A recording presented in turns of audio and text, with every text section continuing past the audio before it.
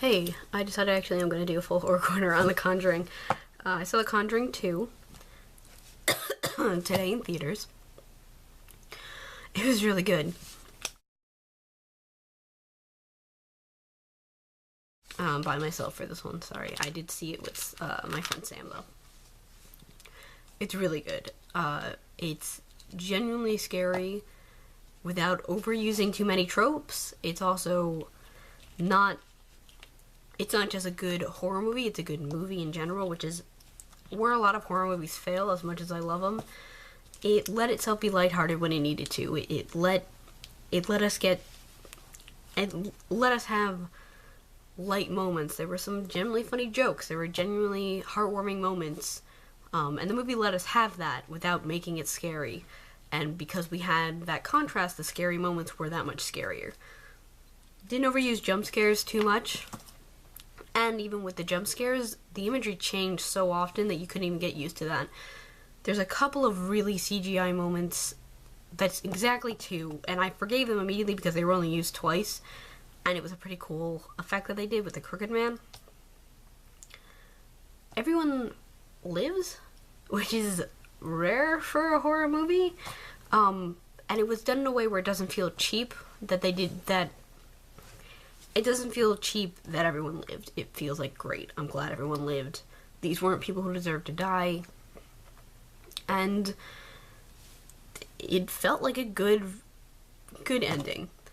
It starts off with the two stories happening simultaneously, which I also liked. It starts with the two investigators, or whatever I'm supposed to call them. Their story starts entirely separate from this family in this haunted house.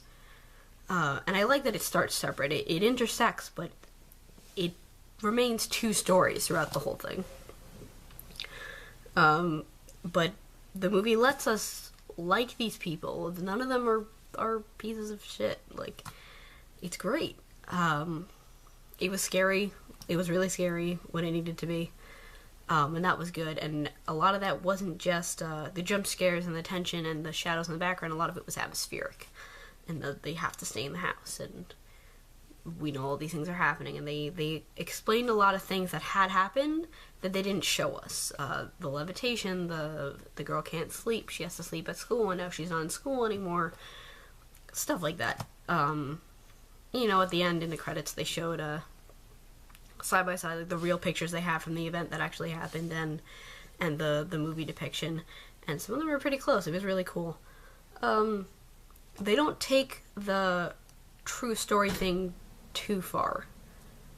I actually like what they did with it. They let you become immersed in believing it's true, whether or not you believe in ghosts or whatever.